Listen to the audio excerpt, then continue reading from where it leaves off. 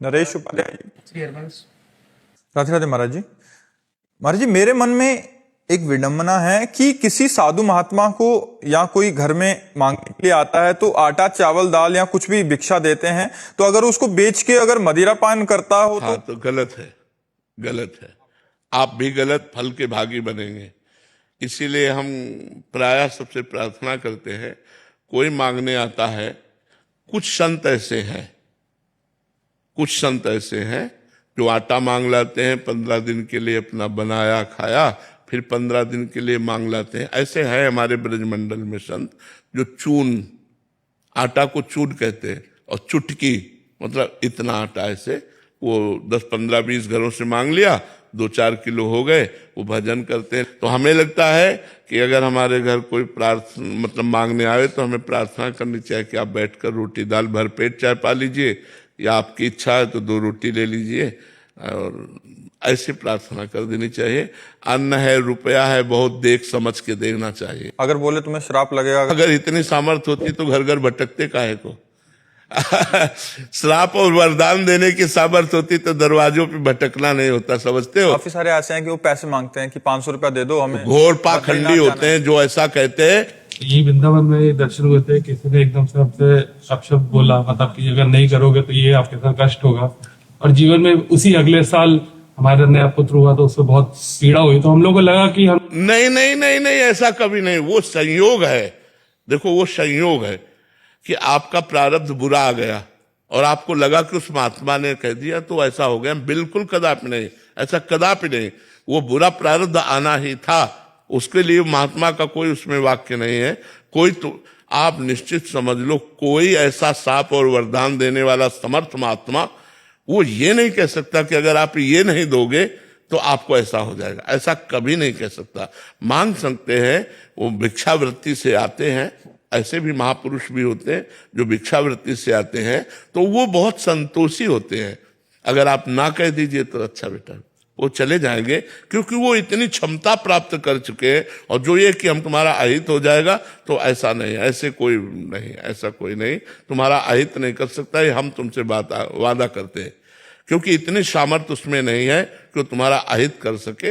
हाँ, रोटी दाल पालो आप, ठंडी लग रही है, आपके पास कपड़ा नहीं तो लो हमारी जैकेट ले लो, पहन लो आप।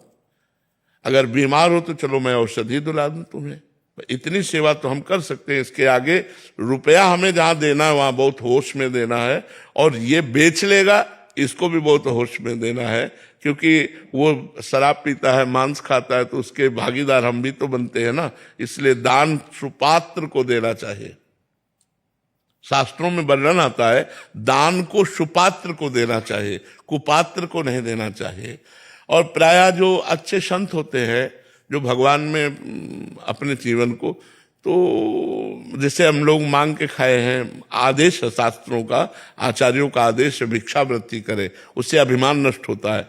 5 घरों में जाके 1-1 रोटी 2-2 रोटी मांग ली, अपना दिन भर के लिए भोजन ले आए, वो चला। और जैसे आटा मान लो गुरुजी हमारे स्वयं बनाते थे, बना के लाडली लाल को भोग लगा के पवाते थे, तो उनके लिए जैसे गांव में गए, आटा मांग लाए, 2-2.5 किलो 3 किलो 4 किलो जो मिला, वो 8-10 दिन 15 दिन जो चला, फिर मांग लाए जाके। तो कुछ ऐसे संत हैं जो मांग करके आटा ले जाते हैं, पर वो पहचान हो जाती है। तो प्रायः प्रार्थना कर दे कि हमारे यहाँ से बना हुआ भोजन मिल सकता है, आपको लेना हो ले लीजिए, आप बैठ कर पा लीजिए, नहीं तो फिर और ले लीजिए। तो अगर वो कहता है कि सांप या कुछ ऐसा, तो उस पर ध्यान न दे, राधा राधा राधा राधे राधे चलो, बस इतना है कि राधे राधे चलो। कोई भी सामर्थ्यशाली महात्मा ऐसा नहीं होता जो तुम्हें इस तरह का व्यवहार करे। हाँ, अगर तुम मार भी दोगे तो तुम्हारा मंगल मनाएगा, अमंगल नहीं मना सकता। जो सच्चा संत है वो कभी अमंगल नहीं मना सकता, ये बात पक्का समझ लो।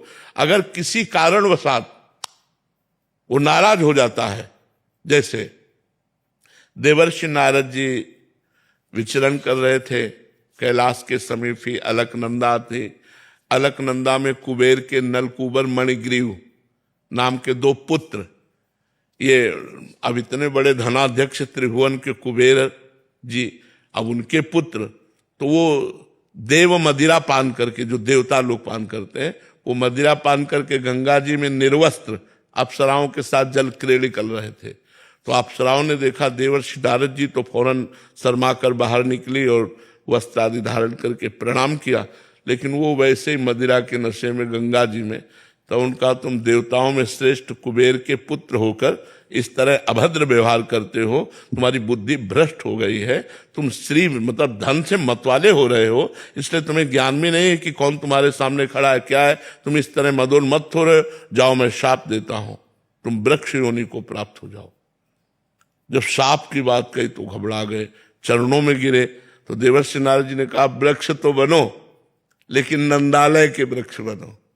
तो नंद भवन के सामने यमला अर्जुन नाम के वृक्ष के रूप में ये दोनों भाई वहां प्रकट हुए। और भगवान की जब उखल बंधन लीला हुई, तो उखल बंधन से भगवान उखल को घसीटते हुए इन दोनों वृक्षों के बीच में आए और झटका मारा, दोनों वृक्ष उखड़ गए और दोनों अपने स्वरूप को प्राप्त हुए। तो देखो, कहाँ मदिरा पिए निर्वस्त्र गंगा जी में खड़े, और कहाँ देवर्षि की हम श्राप कहें या कृपा कहें, कृपा कहेंगे। साप रूप से कृपा देकर भगवत साक्षात्कार करवा दिया। श्री कृष्ण चंद्रजू का दर्शन और स्पर्श प्राप्त हुआ नलकुबर मणिग्रीव को, और पुनः अपने स्वरूप को प्राप्त हुए। तो सामर्थ्यशाली महात्मा मुनिन का क्रोधौ मुक्ति दातार।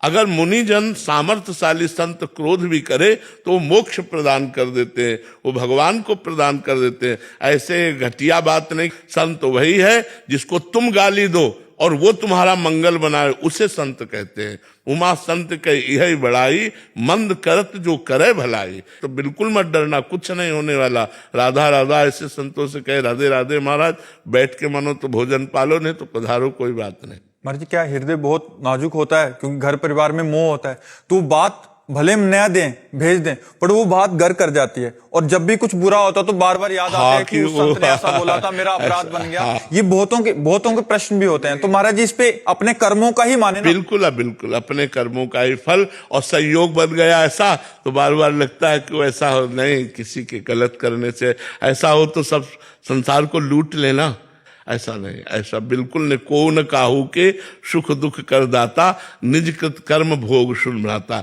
हाँ, गृहस्थ धर्म में एक आतिथ्य धर्म है, आए हुए अतिथि का सत्कार करना, अपने दरवाजे पे जो मांगने आया है उसका आदर करना। तो हम प्रिय वचन तो बोल सकते हैं, पहला आदर होता है प्रिय वचन, राधे श्याम, हाथ जोड़ लिया, राधे श्याम, आइए, क्या सेवा करें, हमें 5,000 रुपया दे दो, नहीं।